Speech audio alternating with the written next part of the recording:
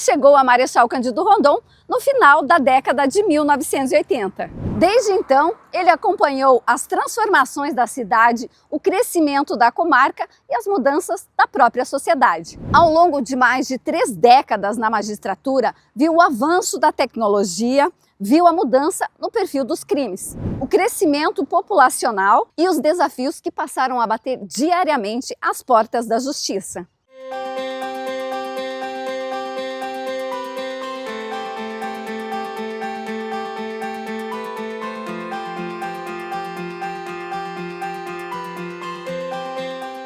Dedicado e apaixonado pela sua profissão, ajudou a construir momentos importantes da história da região. A trajetória do juiz Clairton Mário Spinassi ajuda a contar parte da história de Marechal Cândido Rondon. Eu realmente gosto do que faço e procuro fazer bem feito e faço rápido, né? Para a senhora ter uma ideia, a média dos juízes para dar sentença, o código prevê 10 dias e se possibilita até 90 dias. Nos últimos 10 anos, as correições que vieram aqui, elas estipulam os dias. A minha média de sentença é de 1 dia, né? Então eu trabalho bastante, é 1 dia de média de sentença e despacho é nem 1 dia, é 0 dia, eu dou tudo, termino o processo todos no dia. Nem que eu tenha que ficar até mais tarde ou levantar mais cedo no dia seguinte.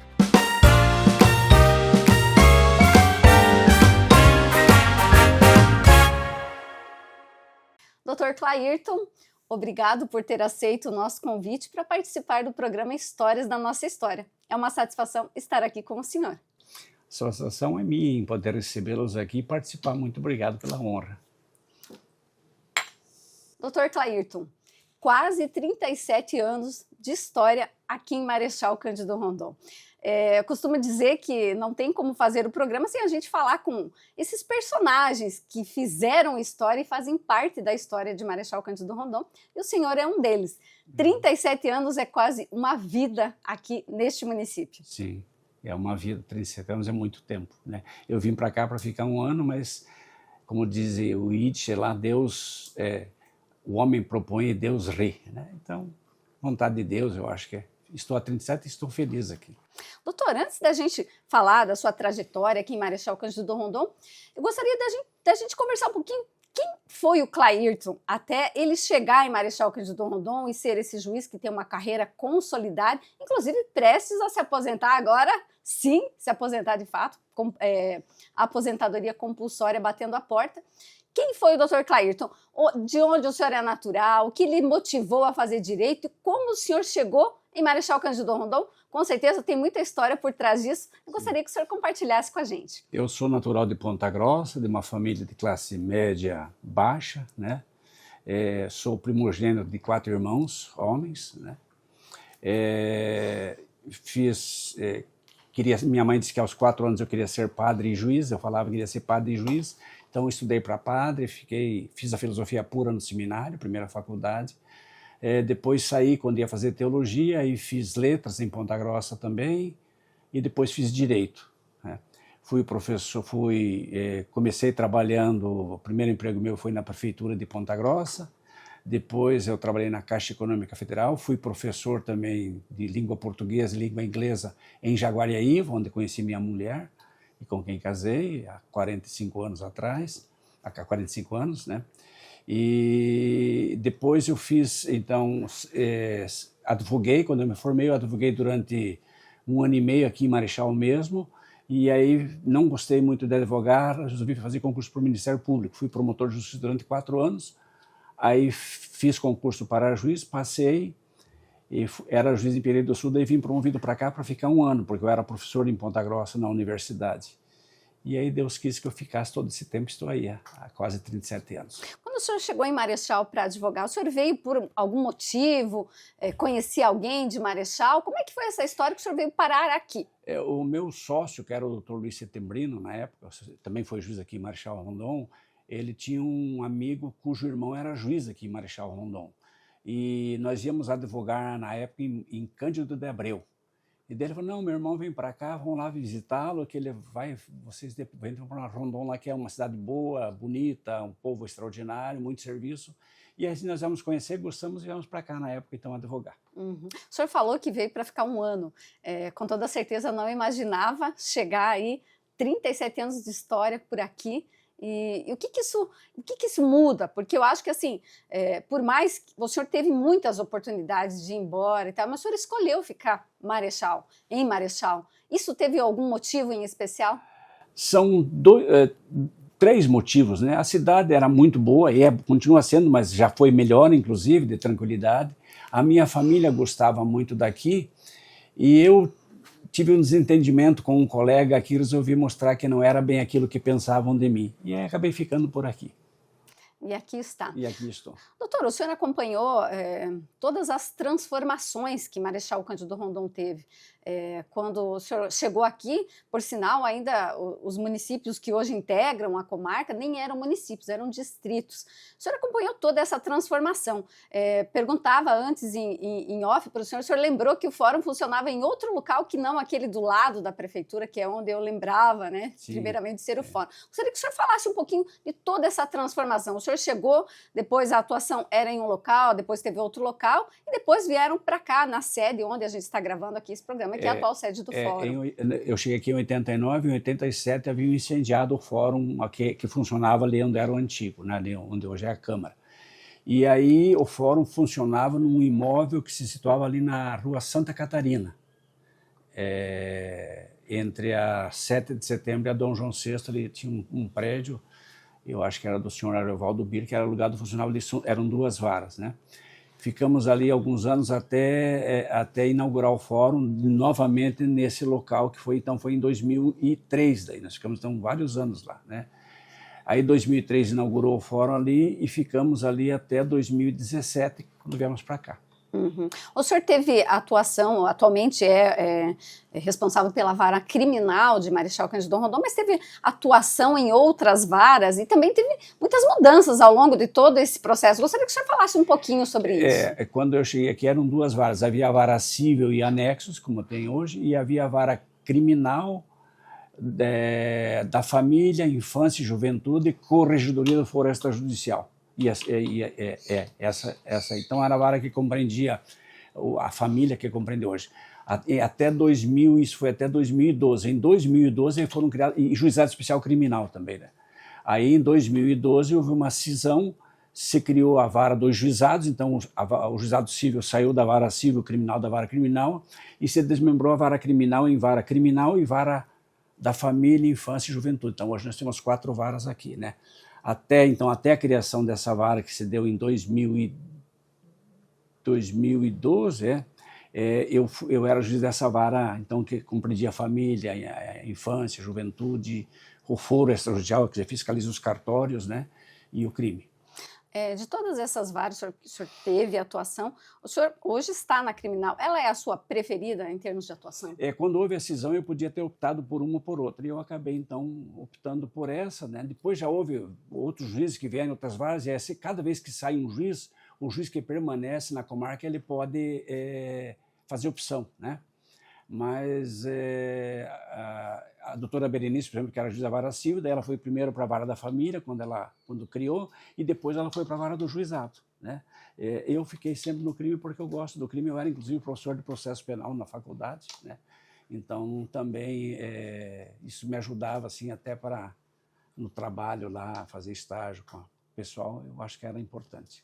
Doutor, o senhor, falamos aqui de toda a transformação estrutural, física, de que, né, o que o poder judiciário viveu aqui na nossa comarca. Mas o senhor também participou, obviamente, né, de todas as transformações que foram muito além dessa parte física. Eu gostaria que o senhor fizesse um resgate disso tudo. Quando começou, tínhamos tantos juízes, como é que funcionava, quais eram as principais dificuldades e, né, ao longo do caminho, o que foi melhorando, o que melhorou de fato, que ficou bom, e o que ainda a gente tem de demandas e desafios quando a gente fala do Poder Judiciário da comarca de Marechal. Eu acho que o Poder nós começamos aqui quando eram 2 varas e havia muito pouco funcionário. Na minha vara, por exemplo, que era criminal, família, infância e juventude, havia uma funcionária, né? Aí, naquela época, nós conversamos com a prefeitura, porque era possível, e a prefeitura nos cedeu alguns funcionários para que a vara pudesse fluir, as varas pudessem fluir melhor, né? E com o tempo foi melhorando, porque a estrutura de varas melhorou com o desembargador Miguel, no Paraná inteiro, né? Ele dobrou praticamente o número de juízes, né? Ele foi presidente do tribunal entre 2011 e 2012, aliás, também se aposenta esse ano, né? De quem eu tenho a honra de ser amigo, porque ele é da minha turma também de concurso, né? Então, nós temos assim, a era ante e pós Miguel, que melhorou muito. E tem melhorado com a desembargadora Lídia também, com os outros desembargadores que vieram depois dele, com o número de funcionários, por exemplo. Hoje a vara criminal hoje tem 6 funcionários, tem vários estagiários, né? Eu não tinha nenhum funcionário no meu gabinete, hoje a senhora entrou e a senhora viu, tem três, eu estou com 2 porque uma saiu, mas há 3 assessores, há 1 estagiário e há 1 presidente. Então isso faz com que o trabalho flua muito melhor, né? Melhorou 1000%, com certeza, né? Nós precisaríamos ainda ter aqui em Marechal Rondon talvez mais juízes, porque o trabalho é muito intenso, e termos sempre juiz substituto. Agora, por exemplo, atualmente nós estamos sem juiz substituto, e não deveremos ter juiz esse ano, porque o concurso está em andamento, então até terminar o concurso, possivelmente só para o ano que vem virar juiz substituto. Então isso é difícil, porque a senhora não pode sair, senão, a senhora viu a minda pauta aí, né? Tem audiência todo dia.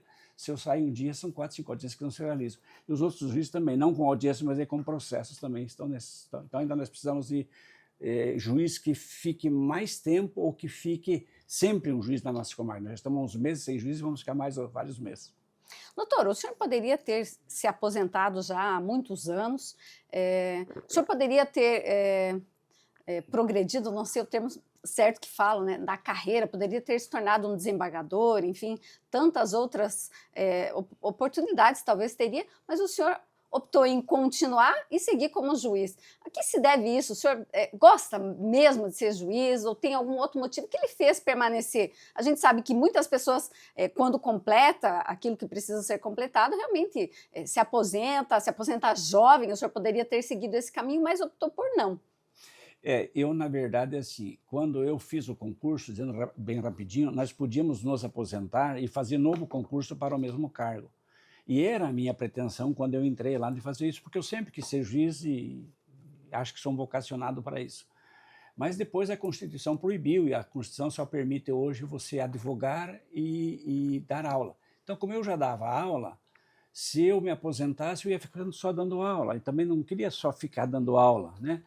E como eu gosto do que eu faço, eu realmente gosto do que eu faço, e procuro fazer bem feito e faço rápido, né? Para a senhora ter uma ideia, a média dos juízes para dar sentença, o código prevê 10 dias e se possibilita até 90 dias. Nos últimos 10 anos, as correições que vieram aqui, elas estipulam os dias, a minha média de sentença é de 1 dia, né? Então, eu trabalho bastante, é 1 dia de média de sentença e despacho é nem 1 dia, eu dou 0 dia, eu dou tudo, termino o processo todos no dia, nem que eu tenha que ficar até mais tarde ou levantar mais cedo no dia seguinte. Juiz dedicado. Eu gosto do que faço. Doutor Clairton, ao longo da sua caminhada, o senhor participou, eu lembro bem de muitas vezes que tivemos visita né, de lideranças estaduais do Poder Judiciário, o senhor sempre esteve presente e à frente, liderando esse processo de articular para que a comarca de Marechal tivesse mais benefícios para o Poder Judiciário. Benefício no sentido de, né, a gente sabe que a demanda é grande, às vezes a questão do número de pessoas é reduzida, a questão de juízes. O senhor acompanhou todo esse processo. Tem algum deles que tenha sido assim um momento marcante, que o senhor teve um encontro, uma reunião, ou o senhor fez, poxa, aquele pedido era praticamente impossível, mas aconteceu, se tornou realidade? Tem algo assim nessa trajetória toda? Nós sempre tivemos um bom relacionamento assim, com o Executivo e com o Legislativo, né, com os deputados estaduais, aqui os ex-deputados, e também com os ex-prefeitos e tal. Então, foi uma somatória, na verdade, de toda a comunidade, né? Nós só não conseguimos, e não vamos conseguir, porque isso já está descartado, elevar a nossa comarca à final, né? Porque isso não é mais uma meta que já foi do tribunal, então estive uns dias atrás falando com a presidenta, ela disse que isso não vai acontecer, né? E aí nós não temos demanda suficiente para elevar a comarca à final, né? Porque a nossa vara civil é muito acumulada. Mas não, o que nós pedimos, assim, nós praticamente recebemos. Nós temos até um fato bem histórico aqui, que é a instalação da vara dos juizados especiais. À época, o deputado Hélio Rusch, né, então, que era amigo do desembargador Miguel, ele fez um trabalho que foi assim, o desembargador Miguel ele substituiu na época o governador um dia, então o desembargador Miguel foi o presidente que mandou o projeto para o executivo, para o legislativo, graças ao trabalho intenso que o Hélio fez, aprovou, e o desembargador Miguel assinou como governador o decreto criando a vara, e depois veio como presidente do tribunal instalar a vara. Então é um fato histórico assim, que quem mandou o projeto instalou a vara e assinou a lei, né? O mesmo cidadão que foi o desembargador Miguel. Certo. Doutor, o senhor, com a sua atuação na vara criminal também há tantos anos, o senhor diria que hoje mudou o perfil da criminalidade? A gente acompanha avanços, mudanças, enfim, algumas positivas, outras nem tanto. Como é que é nesse campo da criminalidade? O que mudou? Isso, de fato, teve uma transformação? O perfil do criminoso e da criminalidade está além daquilo que a gente acompanhou há anos atrás? Aumentou bastante a criminalidade aqui na fronteira, talvez em razão do contrabando e por causa da droga, né? O entorpecente é uma desgraça realmente, né? A nossa legislação brasileira, eu acho que a nossa lei de execução penal é uma lei muito branda, né? Então, uma pessoa que é condenada no Brasil, ela nunca cumpre a pena integralmente fechado, ela cumpre a pena praticamente em liberdade. Hoje, para ele ser condenado e para ir para um presídio, ele tem que ter uma pena superior a 8 anos. O estupro de vulnerável, para a senhora entender, a pena começa em 8 anos. Então, uma pessoa que estuprou uma criança e que é primária, bons antecedentes, que você leva em consideração, for condenado a 8 anos, ele não vai passar nenhum dia na cadeia, de um crime tão grave assim. Por quê? Porque a lei é assim, né? E mesmo depois que ele vai para a cadeia, daí tem percentuais que vão de 16% até 70% de cumprir a pena. Então, o máximo que ele cumpre de pena na cadeia são 70%, por pior que seja o crime que ele tenha feito. Isso é em caso da reincidência em crime com morte, né? E como a maioria dos crimes, um furto, por exemplo, agora aumentou um pouquinho a lei. O furto simples, quando a pessoa não tem violência, ela entra na casa, limpa a casa e leva embora o negócio. Ele vai ser condenado de 1 a 4 anos, agora de 1 a 6 anos. De 1 a 6 anos ele não vai nem chegar a ser preso, porque o regime é o semiaberto. No Paraná, o semiaberto, ele não existe presídio, aí ele usa a tornozeleira durante um período, 2 anos no máximo, e depois está na rua no regime aberto. O que é o aberto? Dorme em casa, pode ficar, você tem que cumprir os horários, não pode frequentar determinados lugares, etc. Então eu acho que a nossa pena, a lei de execução assim é muito pequena, quer dizer, as penas são pequenas e o prazo para cumprimento de pena preso é muito pequeno, né? Quando eu comecei lá atrás, em 1980, não, um crime inafiançável, por exemplo, o cidadão ele ficava preso, era preso em flagrante, respondia preso, era condenado e cumpria a pena. Hoje não, hoje a nossa Constituição de 88 diz assim: ninguém ficará preso ninguém se couber liberdade. Em todos os casos cabe liberdade. Isso não desestimula o trabalho de vocês? Desestimula um pouquinho, né? Mas eu acho que a gente tem que fazer com aquele limão que nos dão, a gente tem que tentar fazer uma limonada palatável, né? E assim tem que fazer, né? Mas desestimula um pouquinho, porque a senhora vê assim, a vítima, eu imagino assim, né? Ninguém se preocupa com a vítima, as pessoas se preocupam com o criminoso, tem que se preocupar. Mas eu acho que mais do que com o criminoso tem que ser com a vítima de qualquer crime. Uma vítima que tem o seu televisor, por exemplo, uma pessoa que ganha o salário mínimo tem o seu televisor surrupiado, com tanto sacrifício que ele comprou, ninguém se preocupa com isso. Se preocupa com o ladrão, que não pode ficar preso porque a lei não prevê, porque não sei o quê, né? Eu acho que nós temos que procurar, a gente teria que se preocupar com a normalidade, que é a pessoa de bem, que é a maioria de bem, né? O criminoso é a exceção. Tem que se preocupar com ele também, mas em segundo plano. Doutor, quando a gente fala do número de processos hoje da vara criminal, gostaria que o senhor fizesse como que eu vou dizer, um comparativo do que era, do que é, o senhor acabou de citar, né, o senhor geralmente, né, em um dia tem esse tempo, então assim, realmente é algo que exige bastante dedicação, e o tipo de processo que mais tem aqui é violência doméstica, que tipo de criminalidade hoje que, vamos dizer assim, que lidera o número de processos na sua vara? Na vara criminal hoje 50% da vara é processo envolvendo a Lei Maria da Penha, violência doméstica, né? Agressões, lesões, perseguição, descumprimento de medida protetiva, metade é esse, né? Depois nós temos um número bastante significativo de crimes de embriaguez ao volante, pessoas que bebem, não que estão bêbadas, mas que bebem e dirigem, né? Seguido daí eu acho que de furto, roubo e tráfico de entorpecente. São esses, mas o mais significativo, assim, muito significativo, é a violência doméstica realmente. Né? É o maior número, né? Doutor, quando a gente fala do Poder Judiciário como um todo, inclusive das transformações que ele passou, como é que entra a tecnologia nisso? Com toda certeza, quando o senhor começou lá em 89 aqui, não existia tantas facilidades que a tecnologia possibilita, né? Gostaria que o senhor falasse desse processo, como ele ajuda e como ele facilita até hoje, por exemplo, o trabalho de um juiz. Evidente que a modernidade trouxe transformações excelentes, né? Eu sou do tempo de máquina de escrever, então a senhora fazia em máquina de escrever, quando errava uma folha, uma letra, tinha que tirar da máquina para poder apagar e encaixar de novo, né? Hoje, com o computador, é muito mais fácil. Então, isso ajudou, faz com que o trabalho seja mais rápido. Os funcionários que nós recebemos também são bons. Aqui praticamente todos os funcionários da minha vara, especificamente, são oriundos da universidade, aqui da UniOeste, né? Os assessores, inclusive. É um pessoal muito bom, sabe?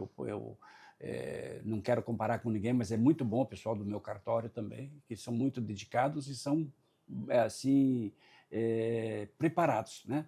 Isso tudo ajudou, né? A senhora está vendo o livro aqui, hoje eu tinha, esses livros aqui são antigos, porque hoje você não compra mais livro, porque é tudo mais fácil, você não vai ficar, né?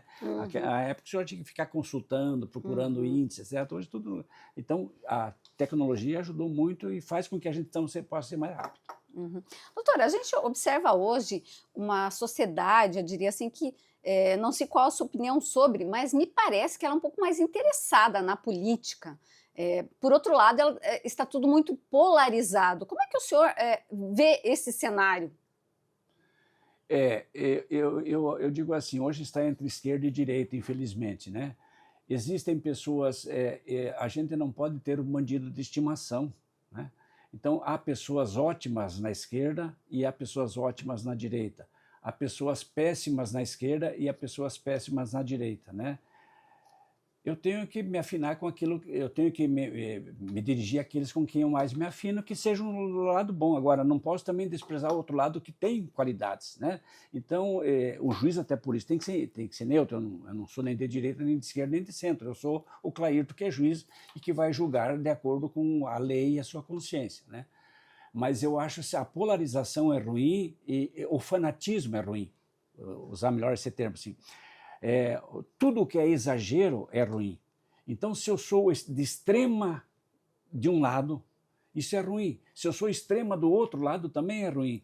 Se eu sou uma pessoa que só fala em religião o dia inteiro, isso é ruim, ninguém aguenta. Se eu só falo de futebol o dia inteiro, é ruim. Se eu como muito, é um outro exagero extremo. Os romanos tinham um ditado assim, né? In medio virtus. A virtude está no meio, no equilíbrio, né? Então, eu vejo assim, as pessoas brigar, famílias que brigam por causa de política, não pode brigar, né? Então, olha, eu sou direita, mas eu reconheço que a esquerda tem isso é bom. Eu sou de esquerda, mas reconheço que a direita isso é bom. Isso que eu acho que a virtude está nisso. Não dizer, não, o que vem de lá não me serve. Não, não é assim. Não é nós e eles. Nós somos todos brasileiros e somos todos irmãos e queremos o bem do Brasil e de todos. Tem que ser assim. É possível dizer que essa polarização, de alguma maneira, ela reflete no Poder Judiciário? Não sei se reflete, né? Assim, porque no Poder Judiciário nem todo mundo é juiz no Poder Judiciário. Nós temos funcionários que não são juízes, né? Temos advogados que trabalham com o Judiciário, que não tem aliás, cuja essência é ser parcial, né? temos Ministério Público e temos mesmo juízes que não são oriundos do judiciário, né? São oriundos ou do Ministério Público ou da advocacia. Então, eu acho assim, quando você começa a dizer que o ministro que eu indiquei é meu ministro, isso é uma falha, é um erro e ofende o ministro, porque o ministro tem que ser imparcial. Você pode ser de direita ou de esquerda, mas quando você é nomeado juiz, você tem que perder isso, né? Não, eu sou fiel a quem me nomeia. Eu não sei porque eu nunca pedi para ninguém me nomear. Deve uma obrigação? Acho que deve. É correta a escolha do jeito que é feito? Não sei, não, né? Teria que estudar bem, mas não acho que seja. Uhum. A gente escuta falar muito hoje, e inclusive isso está muito acirrado nos últimos anos, a questão do STF, que o STF hoje tem lado, que tem pessoas que gostariam que ele fosse extinto, né? Eu gostaria que o senhor falasse, o senhor opinasse sobre isso. Isso dentro da Constituição é possível? Isso traria, de alguma maneira, uma instabilidade para o país? Ou assim, há um certo exagero nesse tipo de consideração? Querendo ou não, é uma instituição, né, de peso no país. Enfim, o que o senhor pensa acerca de todos esses acontecimentos que temos visto, vivido e ouvido nos últimos anos? Não, o Judiciário, o Supremo Tribunal Federal é indispensável, evidente, né? O Supremo Tribunal Federal, ele não age de ofício, ele age sempre quando ele é provocado. A senhora pode ver, mesmo quando eles tomam uma decisão, é porque alguém provocou, né? É claro que lá também é composto de pessoas e pessoas são falíveis, né? Há lá no Supremo também algumas pessoas que, sob a minha ótica, com todo respeito, não têm a vocação de juiz, né? Porque a forma de escolha talvez seja assim. Eu penso que poderia haver uma reforma no Supremo Tribunal Federal, não extinção, mas uma reforma para que, por exemplo, ele fosse composto mais de juízes de carreira do que hoje do que com advogados. Hoje o Supremo Tribunal Federal de carreira tem só um juiz, que é o Fux, né? Todos os outros magistrados que estão lá hoje não são de carreira, ou são oriundos do Ministério Público ou da advocacia, né? E eu acho que isso é ruim. Eu acho que a maioria deveria ser do Poder Judiciário, porque daí já tem a formação daquela que você deve ser sempre distante, equidistante dos outros, né? Há pessoas mal intencionadas lá, não sei se mal intencionadas ou se despreparadas nesse aspecto, né? A ética do juiz é diferente da ética do advogado. O advogado ele tem que ser parcial porque ele tem que defender aquele que ele está defendendo. O juiz não tem. O promotor também não tem obrigação de acusar. Agora o advogado tem obrigação de defender. Você já entende a diferença? Então, quando o advogado me diz assim, não, eu estou aqui para fazer justiça, não, ele está ali para defender o cliente dele, com justiça, né? Dentro da honestidade, mas não está para fazer justiça. Para fazer justiça está ali o juiz. Esse está ali para fazer justiça, que às vezes faz e às vezes não faz. Quando não faz, espero que sempre seja feito não de forma voluntária. Quer dizer, eu cometi muito erro ao longo da minha vida, com certeza. Algum deles que me arrependa, não, porque eu não fiz nenhum intencional. Agora, não sou imbecil ao ponto de falar, não, eu nunca errei. Claro que devo ter errado, pois o erro é da essência humana, né? Uhum. Mas não intencional. Uhum. Especialmente depois da última eleição, enfim, tivemos o 8 de janeiro e tudo mais, e aí toda essa questão do STF, muitas vezes a gente escuta falar que há muito o STF extrapolou das suas competências e tudo mais, e aí quando sai alguma sentença, alguma determinação, especialmente quando envolve essas questões voltadas ao cenário político, muita gente se reportando e assim indignado com o STF. Como que o senhor vê essa questão? De fato, ele ultrapassa, vamos dizer assim, o limite que é dentro daquilo que lhe cabe? Como juiz, eu não poderia falar do Supremo Tribunal Federal, né? Mas eu acho assim, ó, a gente só é respeitado se a gente respeita e se faz respeitar, né? Uhum. Então eu tenho que me fazer respeitar, eu tenho que ter atitudes que façam com que o povo me respeite, né? Com que a pessoa me respeite, como eu respeito as outras pessoas também. Então, assim, se falar se o STF está certo ou errado, para mim seria difícil com um simples juiz ainda na função do juiz falar. Talvez um dia que eu me aposentar eu possa escrever alguma coisa. Tá certo. Doutor, o senhor também teve uma atuação por algumas vezes na Justiça eleitoral aqui de Marechal Cândido Rondon. Ao longo do tempo, e até acabamos de falar com toda essa questão da polarização, muitas pessoas dizem que estão mais interessadas na política, mas isso é muito relativo, porque muitas vezes não é no sentido de compreender a política como um todo, mas é se posicionar dentro de um radicalismo, eu diria assim.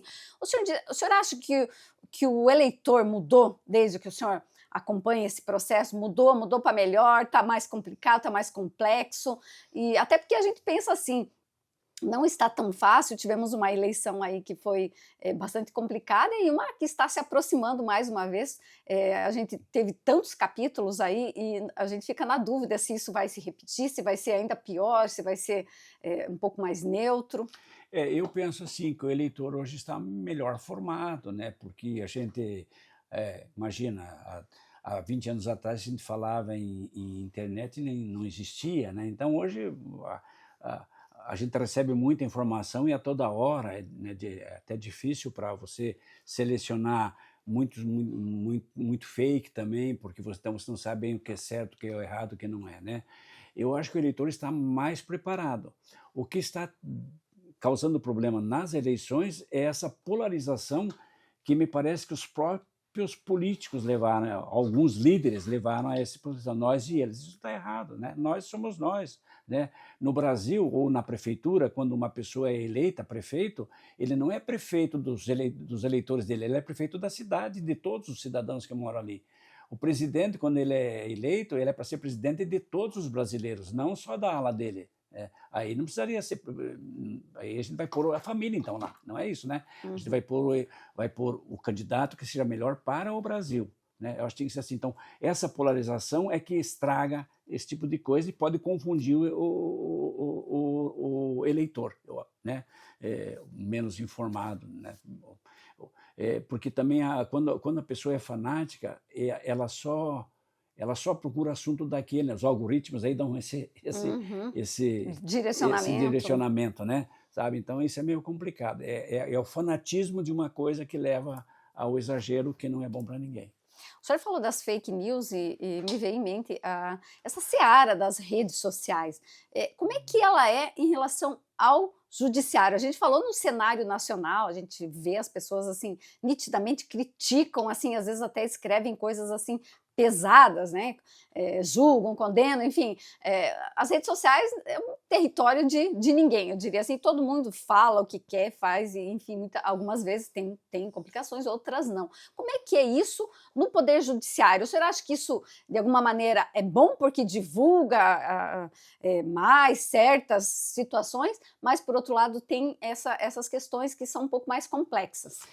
Eu penso assim, ó, a rede social é bom porque é uma rede para informar, para fazer. Só que essas redes, a internet hoje ela deu voz a todo mundo, aos inteligentes e também aos imbecis, né? Então todo mundo lá é colocado no mesmo prato, digamos assim. Cabe ao eleitor, cabe ao leitor ou ao assinante, ou quem entra ali na rede, saber distinguir, né? Isso aqui não é bem assim, isso aqui é aquilo lá. Você não pode se fanatizar. Quando você se fanatiza, aí com o fanático o senhor não tem conversa. Como com o terrorista. Não adianta para o terrorista não matar, ele está lá para se matar, então ele está disposto a tudo. O fanático é a mesma coisa, né? Ele não aceita nada. É ele que tem razão e pronto. Isso aí não tem conversa. Eu fui juiz de família e eu sempre fui a favor do acordo. Hoje também isso na justiça é muito pregado. E eu me lembro que às vezes vinha um casal lá e dizia, não, se você não fizer assim, então eu não tenho acordo. Bom, isso não é acordo. Aí não é acordo, é você fazer a minha vontade. Isso não é acordo. Acordo é eu abro mão de alguma coisa e você abre também de mão de outra para a gente poder chegar num acordo. Agora, eu dizia lá, não, se você fizer o que eu quero, nós fazemos um acordo. Aí não é acordo, é só fazendo o que eu quero. É outra situação, né? O fanático é assim, ele diz, não, eu tenho razão e ninguém mais tem razão. Não tem conversa. Doutor, quando a gente fala, de alguma maneira, assim, ou pensa na humanização da justiça, a gente vê o sistema prisional extremamente complexo, difícil, inclusive na nossa cidade. Aqui tivemos recentemente essa polêmica toda, existiam forças querendo a instalação de um presídio, acabou não acontecendo aqui, mas aconteceu em outro lugar, enfim. E o sistema carcerário é difícil. Quando a gente tem uma realidade assim, a gente pode esperar de que assim aquela pessoa que está presa, ela vai sair de lá e ela vai ser reinserida na sociedade, vai ser uma pessoa do bem, ou quem passa por um processo como esse, a chance maior é de que ela volte para a criminalidade. Como é que é isso, essa complexidade, esse desafio, especialmente o senhor que trabalha na vara, né, criminal? Infelizmente, o nosso sistema carcerário, e no Paraná principalmente, é um sistema completamente falido. Eu penso que todo preso deveria trabalhar. Começa por aí. Poderia ser dado a todo preso a chance de estudar, ou de fazer ou de se especializar numa profissão, né? Mas parece que quem lida com isso não tem essa mesma visão. Para a senhora ter uma ideia, em 93, 94, quando o prefeito era o senhor Aristo Limberger, o município concedeu ao Conselho da Comunidade, cujo presidente é o doutor Itamar Dallagnol, na época era o senhor Nelson Belincanta, né? Concedeu 33 mil metros quadrados, uma área aqui na linha Guará, para que nós levássemos os presos lá para trabalhar. Nós tínhamos lá porco, galinha, gado, a gente levava leite para a delegacia, levava carne, levava ovos, levava fruta, levava milho, né, lá do sítio. Quantos presos eu consegui levar lá? Nenhum para trabalhar, nenhum, porque na época aqui não era presídio, era cadeia pública, e a polícia militar não podia escoltar presos se não fosse do presídio. É uma regra governamental. Então não pudemos fazer, até que daí o governo fez um convênio aí com umas casas quentinhas, e a chácara lá passou a ser inviável e nós acabamos devolvendo já na gestão do prefeito Moacir, né, Freilich. Devolvemos a área, eu acho que ele doou para ir, era junto com a área lá da universidade em Linhaguará. Porque as pessoas não sabem, então, o preso culpado, em cabeça desocupada é oficina do diabo, há um ditado que diz isso, né? O preso tem que trabalhar, ele tem que se sentir que ele vai sair melhor dali, tem que ter um motivo, não é só castigo a pena, né? A pena é reabilitação, essa é a principal finalidade, né? Uma vez eu falei com uma pessoa sobre comida, e ela pensou, não, um preso tem que passar fome mesmo. Eu falei, o senhor está errado, senhor.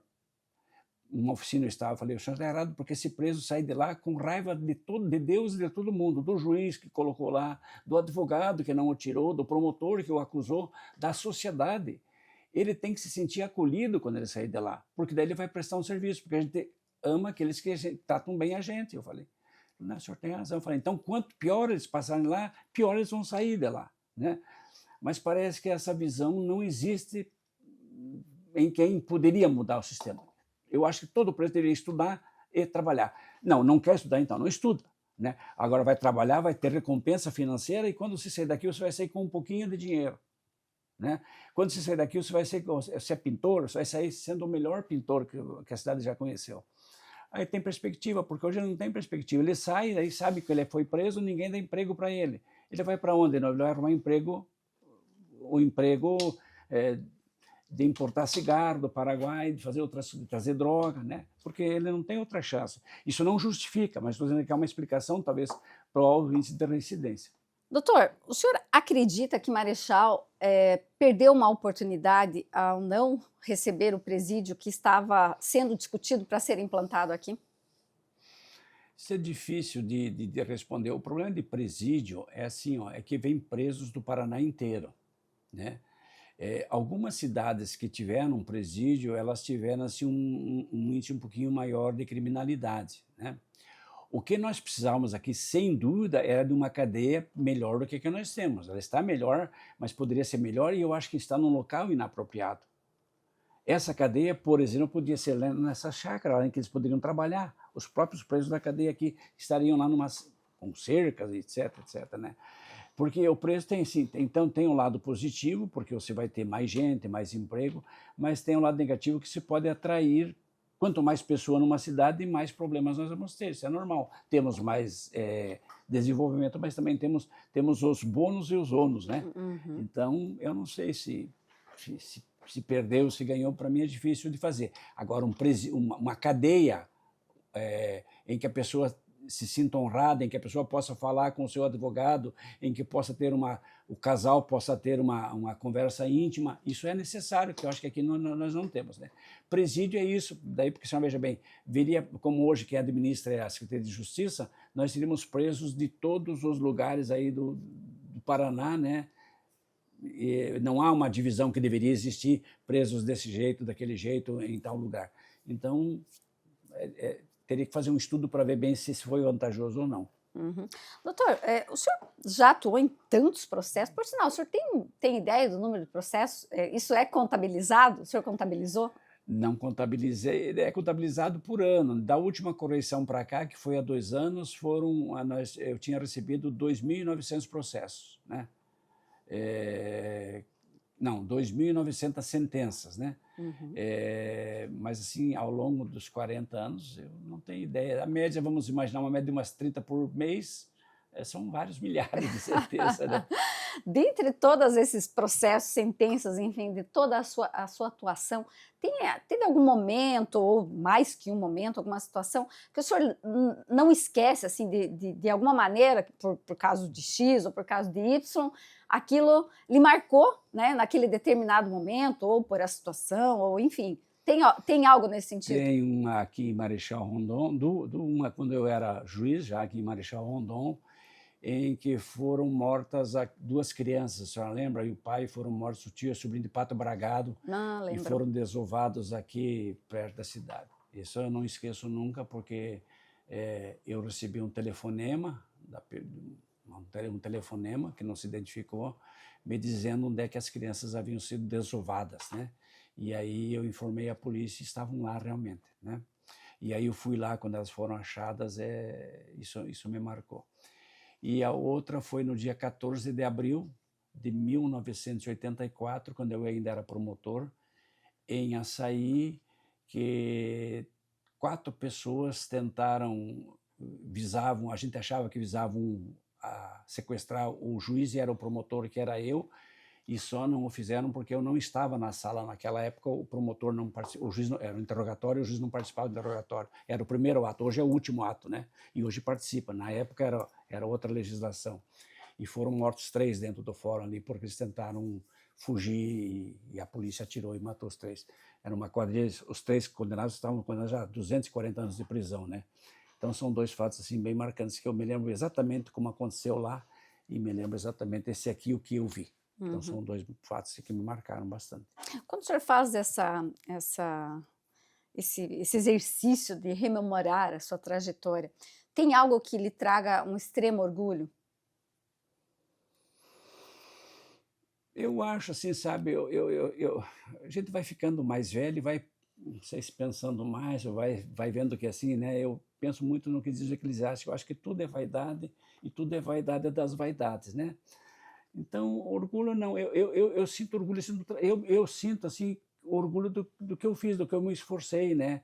De onde eu cheguei como juiz, de onde eu poderia ter chegado se quisesse ter feito carreira, né? Sabe, eu tenho orgulho da minha família, assim, tenho orgulho dos meus amigos, sabe? Não sei se uma pessoa que tenha dito, puxa, o que que eu fiz? Eu trabalhei, eu fiz o meu trabalho e sinto orgulho de ter feito o meu trabalho.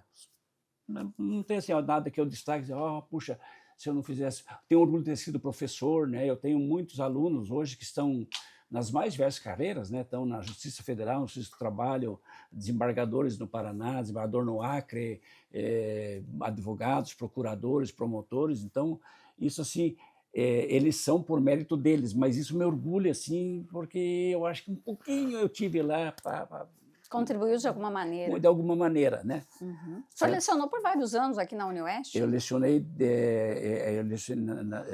eu comecei a lecionar na UEPG, eu fiz concurso lá e lecionava lá, depois eu me licenciei e depois pedi exoneração, aí fiz mestrado em processo penal em Umuarama, na primeira turma de Umuarama, E aí dei aula em Toledo, aqui na Unipar, e dei aula no Toledo na Guaíra. Unipar em Guaíra. Guaíra. E aqui na Unioeste comecei em 2003 e fiquei até 2021, 18 anos aqui foram, né? Então, na somatória de professor, 25 anos eu tive de efetivo exercício, né? Eu tinha, assim, orgulho quando um aluno dizia, ó, professor, aqui, ó. E isso me marcou de uma aluna. Quando ela chegou no 5º ano, ela veio um dia conversar comigo, não me lembro o nome dela, era uma moça loira, e falou assim, doutor, barbaridade, olha, hoje eu vejo que eu não sei nada. Daí eu falei para ela, e quando você entrou aqui? Ela falou, pois parece que eu achava que você sabia tudo. Eu falei, então veja quanto que você aprendeu. Quanto que você aprendeu? Porque quanto mais você sabe, mais você acha que não sabe. É o que dizia lá o grego lá, né? Me fugiu o nome agora. Só sei que nada seja e não sabe nada mesmo. Então você aprendeu muito, parabéns. Isso me lembra bem dessa menina, que era uma aluna mediana assim, mas me lembro bem dela. Só não me lembro do rosto dela, mas não me lembro do nome, porque passaram tantos alunos, né? É verdade. Doutor, o senhor não é daqui, mas o senhor se considera um rondonense? O senhor tem qual que é assim, não sei se o termo, a palavra que o senhor usaria para definir Marechal Cândido Rondon na sua vida, na sua trajetória? A minha mãe é de origem alemã e o meu pai era de origem italiana. Minha mãe tem 96 anos, é viva ainda, né? Minha mãe falava alemão e fala alemão. Então, não sei se por isso, mas eu acho Marechal Rondon uma cidade extraordinária, né? Escolhi viver aqui porque eu vim para cá para ir embora, né? Depois que não fui embora, não fui mais embora, poderia ter ido vários anos, né? Assim, o povo é um povo, não é violento, nós não temos tanto crime de homicídio, não está entre as nossas prioridades aqui, nós temos poucos homicídios, né? Normalmente, quando tem homicídio aqui, é ligado ao tráfico de entorpecentes, né? Então, não tem nada a ver com o povo. É uma cidade limpa, caprichosa, é uma cidade boa de viver, né? Eu me sinto um rondonense adotado. Como hoje não há diferença entre filho adotivo e filho natural, então eu me sinto rondonense. Tá tudo certo. Doutor, o senhor construiu a sua família, claro, já tinha a sua esposa, seus filhos não nasceram aqui, mas, né, vieram pequenos, se criaram aqui. O senhor tem hoje, eu penso, né, a felicidade de ter uma filha que seguiu os seus passos, hoje ela é juíza. Sim. Por outro lado, quando a gente fala de família, em alguns momentos a gente também tem tristeza. E o senhor também teve essa experiência de perder um filho jovem, o que é algo assim muito marcante para qualquer família. Não ter mais um filho que o senhor, né, com toda certeza, tinha um carinho gigante, e hoje ver, por outro lado, tem uma filha que seguiu os seus passos, é juíza, e eu tenho certeza que devem trocar muitas figurinhas. Ah, sim. É assim, ó, eu sou um abençoado, sabe? Porque eu nasci, meu pai era um homem extraordinário, minha mãe é uma mulher extraordinária. Eu escolhi para casar uma mulher que é extraordinária, se não fosse ela, a gente sabe, a família é tudo, né? E eu tenho 2 filhos extraordinários, né? O Breno era o nosso xodó, né? Porque estava conosco aqui. A Bianca saiu mais cedo, porque ela queria jogar tênis, foi embora, mas também nosso xodó. A Bianca é um amor de pessoa, né? Sinto orgulho, já recebeu lá na comarca dela 2 ou 3 prêmios, foi a primeira juíza de Minas Gerais a implantar a digitalizar todos os processos da comarca dela, quando ela estava em Malacacheta, né? Chegou lá, falando de filho, chegou lá, agora ela está em Patrocínio, né? 8.000 processos na vara, ela tem uma média de 400 processos por mês, em 2 anos ela está com 3.000 e poucos processos. Até falei para ela, se continuar assim, você vai acabar com a vara, filha, então vai mais devagar. Pega leve. Pega leve e tal, né? E o Breno, não sei se a senhora chegou a conhecê-lo, o Breno era uma pessoa, né, fora de série, um menino fora de série. Ele chegava em casa, às vezes, e falava, pai, olha, hoje eu evitei um suicídio, mas nunca soube de nenhum paciente dele. Ele era psicólogo. Ele era psicólogo. Conheço muitos hoje porque eles ligaram lá e falaram, olha, o seu filho me trata assim. Falei com uma mulher, ela falou, eu me tratava com ele e tal, e daí só dei elogios para ele, né? Então, não era pessoa. Pois é a maior tristeza da minha vida que eu passei, essa aqui, não vou passar nunca mais, espero, né? Que é perder um filho. Isso não tem, né? Eu acredito em Deus, eu sou uma pessoa razoavelmente religiosa e Deus não castiga, porque o Pai não castiga. Mas se Deus castigasse, esse é o castigo, é o inferno perfeito, é você perder um filho. Porque para mim ele está vivo, sabe? como se ele tivesse... Porque ele saiu para ir no hospital e a médica me falou que dali 10 dias ele estaria em casa, né? E foi embora, né? Então, ele havia dito que um dia ele me chegou, um mês antes, falou para minha mulher, ele estava muito bem. Ele era o gênio da minha mulher. Ele é parecido fisicamente com ela, até a boca, assim. Ele falou assim, sabe, mãe, se eu morresse hoje aos 33 anos, eu morria feliz, porque eu já fiz tudo tudo que eu quis. Até eu briguei e falei, irmão, de falar bobagem, filho, o que é isso? Morreu o pai, vai morrer, você é novo, ele tem tudo pela vida. Nós estávamos falando sobre enterro lá, que estava morrendo muita gente do Covid, né? E no fim foi ele, sabe? Então é uma dor assim que não passa, só aumenta, né? É uma cicatriz que não fecha, ela está ali, a cicatriz está ali, né? E vai ficar ali sempre a vida inteira. Uma das coisas que eu pretendo, não sei se vou conseguir, é escrever um livro sobre o que eu conheci do meu filho. Muita coisa eu não sabia porque ele não falava. Ele dizia, isso é ética, a gente não fala dos pacientes, né? Então nunca você vai saber quem são meus pacientes, né? Mas fiz isso. E aí depois, pessoas trabalhando, falaram, não, nós fazíamos trabalho. Eu não sabia que ele saía à noite fazer trabalho de graça, não sabia. A pessoa falou, não, nós saíamos depois que ele foi embora, né? Então, ele era daquele que a mão direita fazia, a esquerda não precisava saber. E nunca ele só não gostava de gente que fosse metida. Isso ele não gostava, né? Eu também não gosto, porque eu acho que ninguém é melhor do que ninguém na vida. Nós somos todos feitos do mesmo material de pó, né? Então, falando de filho, assim, eu tenho um orgulho imenso dos dois, né? Às vezes, o Breno é assim, o Breno é praticamente a primeira coisa que eu penso ao amanhecer e a última coisa que eu penso quando vou dormir, né? Rezo por ele e rezo para ele, né? Com toda certeza, o senhor acabou de falar, foi o momento mais difícil, mais sofrido. Como é que foi seguir? A gente falava aqui antes da sua rotina, o senhor me mostrou a sua agenda, o quanto ela é lotada, é muito trabalho. Muitas vezes as pessoas falam, mas o juiz ganha tão bem, mas trabalha muito também. E como manter a mente focada num trabalho tão difícil, tão complexo, vivendo uma tempestade emocional que é a perda de um filho? Como o senhor fez para virar essa página, para conseguir lidar isso e transformar a rotina como ela tinha que ser, seguir os seus passos e tudo mais, e não deixar que isso interferisse de alguma maneira, até porque o senhor tem um trabalho de muita responsabilidade? Assim, ó, eu acho que um pouquinho da fé que a gente tem, eu crio assim, como estou falando com a senhora, eu tenho absoluta certeza de que que existe uma outra vida, é uma questão de fé, não tem como provar, né? Eu acredito que essa aqui é uma passagem, né? Não sei como é que é, mas eu acho que assim, Deus deu tanto amor para nós, né? Para quem é pai, para quem é mãe, sabe o amor que a gente tem pelo filho, que é o maior amor. A gente ama mais o filho do que ama o pai da gente, né? Meu pai morreu, eu também sofri muito, porque o meu pai era uma pessoa extraordinária, mas ele estava com 75 anos, já tinha cumprido a vida dele, então nessa morte, estávamos os três com Covid, eu deveria ter ido que estava já com 70 anos, não ele que estava com 33, né? Mas não é assim, a regra não é essa, né? Quem dispõe disso, quem dispõe é Deus. Então eu acho assim que Deus o levou porque ele cumpriu a missão dele, né? E depois o que começaram a falar dele para mim, pacientes dele, eu acho que ele cumpriu muito melhor do que eu supunha. Eu já tinha orgulho dele, então fiquei mais cheio de orgulho ainda dele, sabe? Do que eu soube pelos outros, do que ele fazia. Então essa fé, respondendo a sua pergunta, eu acho que essa fé que faz com que a gente se vá levando, dizendo, olha, um dia, dia 13 agora, fez 5 anos que ele foi, né? Eu falei, bem, 5 anos que ele foi, parece que foi ontem, mas já estamos 5 anos mais perto dele, de encontrá-lo de novo, né? Então é isso, eu acho que a fé que a gente tem, não é muito, mas é uma fé que dá para a gente suportar.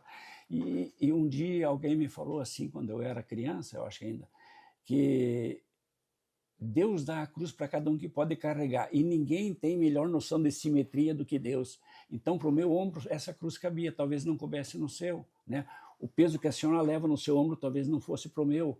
Então, é essa fé que faz com que a gente vá levantando. Eu tenho certeza de que vou encontrá-lo um dia. Doutor, 2026, o senhor completa 75 anos. Para o Poder Judiciário, 75 anos é o limite. O que a gente pode esperar do doutor Clairton no futuro?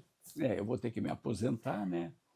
Aí acho que vou ficar em casa, poder ler bastante, que eu adoro leitura, né? Escrever alguma coisa, espero que se escrever alguém leia, né?